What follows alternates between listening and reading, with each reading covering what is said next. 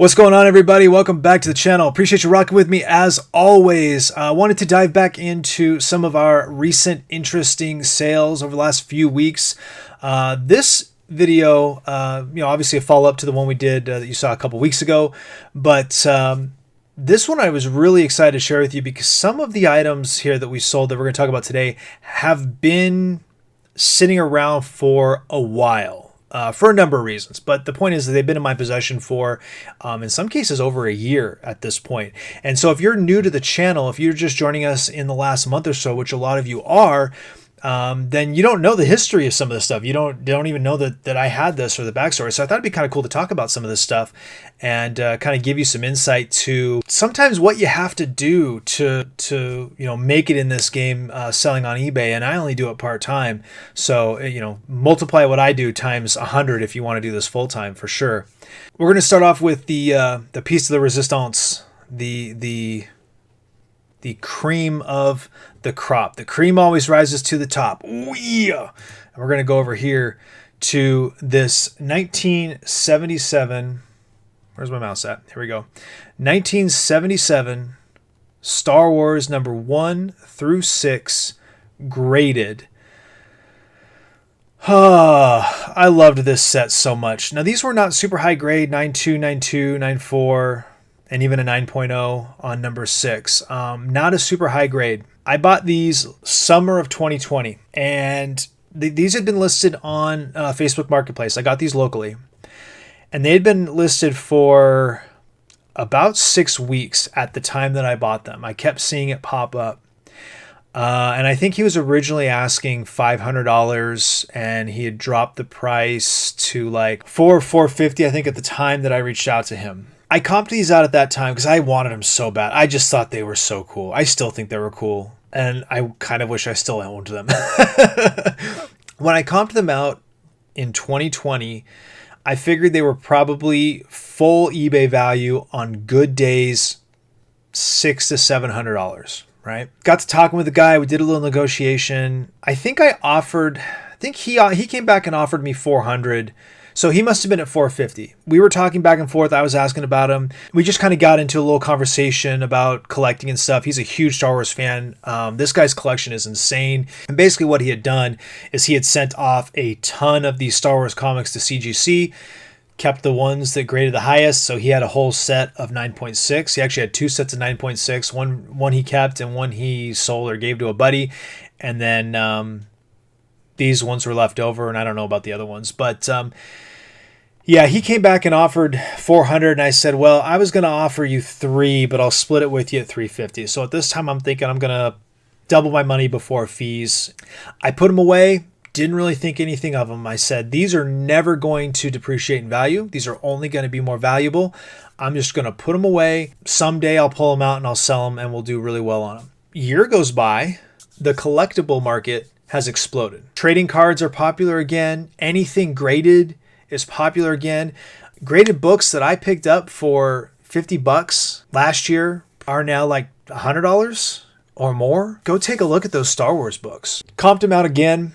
And I figured that individually in this condition,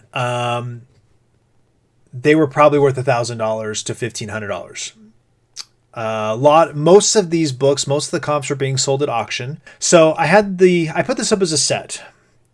And in my mind, my thought process was that I would be able to get a premium for the set because the buyer would be saving the time and hassle of having to get them individually and getting sniped all the time or overpaying at auction or whatever the case may be. Put them up. Again, I was really happy to have these in my collection, so I was not in a hurry to sell them. I knew I was high at $2,500. I had a ton of best offers in the $1,300, $1,400, $1,500 range, and I held fast. I said, no, I'm going to hold out because, again, a year from now, somebody will pay this, and I'm happy to have these in my personal collection until that day comes. Had a guy reach out to me, and I had a lot of watchers. I sent offers for like, $2,250, that kind of thing, pretty regularly. Had a guy reach out and offer me like $1,600. I told him I was going to hold steady at $2,000. That was the lowest I was going to go. A couple days went by, the offer expired, and next thing I know, I don't even think a couple days, a couple hours went by. It was like the next day, and I got an offer for $2,000 from the guy. And it's funny, when you have the offer in hand, I was almost like, no, I changed my mind, but I took it. $350 into $2,000. I will say one thing. This particular sale drove home how brutal eBay fees are. You know you're paying out the rear for eBay fees, but when you see it firsthand, this $2,000 sale, my net proceeds back was like $1,700 because I had I think I had promoted listing on it, which I've stopped doing on new listings, by the way. I had the percentage, the eBay fee, and then he paid me. It went to Texas, but he paid with a Hungarian credit card, so I had to pay a foreign transaction fee. I'm guessing it was to a freight forwarder as well. I think that it probably went to Texas and then got forwarded to Hungary. So I had to pay like a 1.5%, and that stuff adds up fast. You know, it doesn't matter. $350. So what did I get? I got a 5x my money, I guess. You know, so going back to the point I made a couple weeks ago, like if I'm paying $1, I need to get at least 10. I need to get 10x my money. 350 into 2,000. I'm perfectly happy with 5x my money. Okay, even 3 or 4x my money because the money you make for your time. It didn't take me any longer to list these. You know, when you're able to make that kind of gross revenue on it, you know, I'm happy to take a much lower multiplier just because the total dollar amount is so high. All right, enough about Star Wars. Let's talk about this. This may not be interesting at face value. This is just a PlayStation 2 Dualshock controller, sold for $20, free shipping, went first class. I made like $15 or so on it. This controller came at a garage sale where what he had was a PS2 Slim carrying case, and inside the case was the controller and a memory card. I asked him how much he wanted for it. He said $1. Sold. The case sold on Mercari for $20.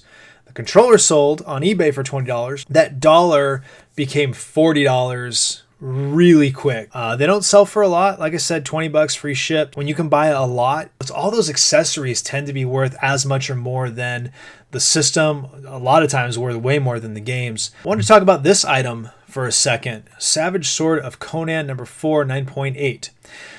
If you're new to the channel, this came out of a mystery box that I bought off of, I guess, eBay over the summer. And I paid, well, it's a long story because we kind of negotiated a deal, but the list price was $200, free ship, I believe. Yeah, free shipping. And you got 5 graded comic books. I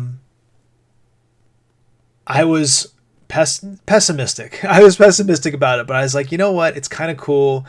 I love the mystery. Maybe it'll be something. Let's take a shot. You know, I figured at $200, if they're high grade, I'll at least be able to get my money back. This was my thought process. So go back and check out that video if you haven't. It's, I don't know, June, July, somewhere in there. Oh, it must be May or June because I listed this on June 7th. Basically, all the books in there were trash. Honestly, they weren't good. There was a couple 9.8s. There was one book, a Wolverine book, that was a 9.6 that sold a long time ago. Actually, it sold like months ago for pretty good money as well. If that book had been a 9.8, I'd probably feel differently, but it was a 9.6. There was like a 9.0 in there. They just weren't great. And I knew that I was okay because I made a deal with him. He threw in another book that I really wanted, basically for free at that point. But what surprised me is that Wolverine book sold for like $85. This Savage Sword of Conan sold for $75, and I was getting offers on this book a lot. I couldn't believe how many offers I received for this book. But low balls, $50, $40. I was offering people deals of $65 and getting turned down. All of a sudden, somebody just shows up and pays full asking price, $75. Between this and the Wolverine book, I've almost made back the money I spent on that subscription box. And I haven't even, those are the only 2 books I think out of that box that I listed. The other ones I just put in my collection because the value wasn't significant and there were ones that I was okay hanging on to.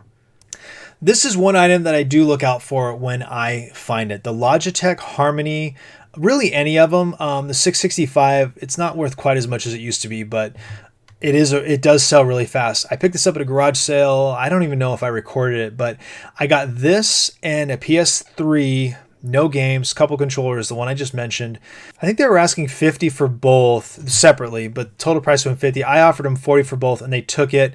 And this, again, once again, plug it in, test it, you're good to go. It works, $45. I did do free shipping on it. And I also love when I can bundle with them, because whenever I come across one, it's a good opportunity to find a bunch of other stuff and lot it together. And then even if I, overpay for something a little bit, as long as I can pay no more than $40, I know if nothing else, I'm going to make my money back just on the remote. And then everything else is gravy. And then it gives me an opportunity to take chances on things that I may not be super familiar with, or, things that like, whatever. If it works, it's worth $100. If it's broken, it's worth $0 kind of thing, So I love when I find these remotes, and I do come across them every so often. I'm always on the hunt for these Logitech Harmonies. Love them. I wanted to share this one with you because I actually didn't think this was ever going to sell. This was a Disneyland picture frame. New in box. I paid $1 for it. This was from that garage sale that I got the Muppet plush, from the McDonald's Muppet plush that sold really quick. It was really hard to find a comp for this frame. I just put this up for the price. There was a sticker. I think I even have it. Did I take a picture of it? Oh, I didn't. It's on the side. There was a price sticker on this for $21.70. So that's what I listed it for, plus shipping. And it sold in a couple of weeks. Let's see. I listed this August 3rd, and it sold September 6th. So it took like a month to sell. This is another one we sent out to CGC. This is Moon Knight number 55. This is the first, what is it? First published Stephen Platt art. So Stephen Platt is a pretty sought after comic book artist, and this was his first published artwork. So this is a pretty desired book. Came back as a 9.2. I was really hoping for a 9.4 on this. This came out of a Spider-Man mystery box a couple years ago at this point. I actually had somebody on here. There's a YouTuber, I think his YouTube channel is Mark Spector Comics or something like that. I have to admit, I haven't watched his channel in a while, but he actually reached out to me and offered me, I think, $20 or $30 for the book raw. And I think at that time I said I'd have to get $50 for it. No harm, no foul. Credit to him. He's like, yeah, he goes, I can get it graded for that. And honestly, at that time, he probably could have, because the market was way different. But the market has exploded, and I got $200 for Mark Spector Moon Knight number 55 in a 9.2 grade. I was shocked to get that because I had it listed very high, very, very high. But again, I had it as buy it now. All of the competing listings were auctions, and they were going between $120 and $300. Like, that was the spread. It was pretty wild in this condition. So, for a lot of people, they don't want to mess around with auctions. They don't want to put in a bid, lose it at the last minute, and have to start over. This is one I'm really excited to share with you. Vintage Hewlett Packard HP11C. Now, I knew these had some value. Found this at a garage sale. They actually had two of them. And I paid $5 a piece for them. I got two of these. This one was fully functional. The other one had some dead LCDs. I think it's in the number 5, if I remember correctly. So that one hasn't sold yet. I probably have it listed pretty high for one that's not fully functional. But if I drop the price, it will sell, even if just in a 4 parts, price level, it'll sell, and I'll make great money on it. I'm only into it for $5. But the kicker with this, well, it's twofold. They both had this sleeve, this protective vinylish sleeve. But as I was leaving that garage sale, they had a box of free stuff, and I found in there the owner's manual to the calculator. Having the owner's manual adds like 40% to the value. Okay, so yeah, this was listed on July 26th, sold August 24th. So, it took a month basically to sell, but again, $5 for the calculator, the free manual into $150. I did do free shipping on it, but it went first class, so no worries there. It just cost me a couple of bucks, but that was a really cool turnaround. Last item we're going to talk about is this Coach purse. I got this a year and a half ago. Yeah, this has been listed since July 27th, 2020. This was a really funny story. I went to this garage sale and it was far. They had a bunch of really good stuff, like really good stuff. Bunch of vintage electronics, a bunch of audiophile stuff. Some really good like cordless phone systems, no prices on anything. And so I was trying, talking to the guy, hey, how much you want for this? How much you want? And he wanted so much money for everything. He wanted there was a cordless Panasonic phone set. He wanted $50 for it. And I'm like, I'm not even sure it's $50 on eBay, and that was a story, just one after another. I was like, wow, this really sucks. I drove all the way out here and I'm not going to be able to buy anything. And then I saw this Coach purse. It was in really good shape. I looked at it really closely. I'm not an expert by any means, but I mean, I can tell pretty well, and I was convinced that it was authentic. Really great seams. There was only like a couple of scuffs barely on it. Maybe not a super desirable model or color, but I thought, what the heck? How much do you want for the purse? And he goes, don't tell my wife, $20.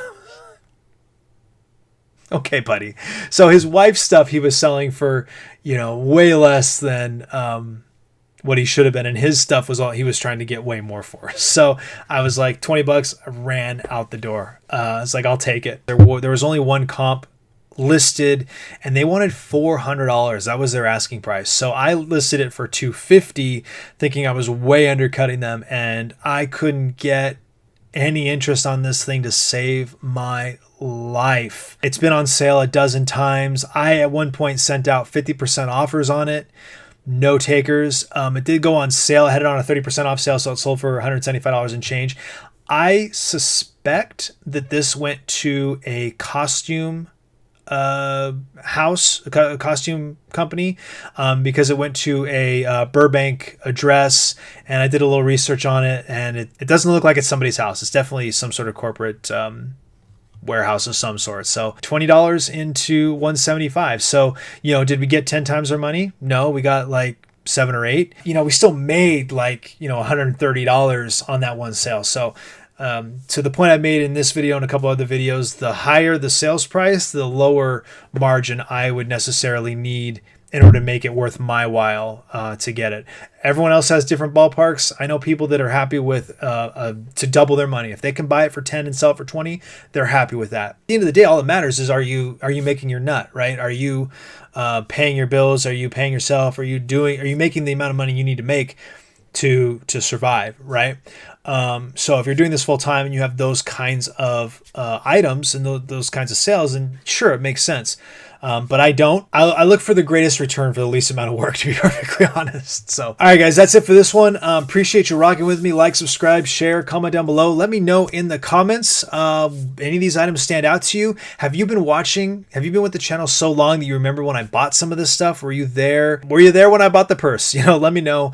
Appreciate you guys. And I'm recording this video in advance of a trip. So I'm hoping that around this video, you've seen some cool stuff. I'm going to be thrifting in another state, and I'm also hoping that they're still doing garage sales because it's a little bit warmer in Arizona than it is here in the Great Pacific Northwest. So I'm hopeful that we've got some of that content to go along with this. Again, appreciate you. Click the bell icon. I don't think I said that. I'll see you next time.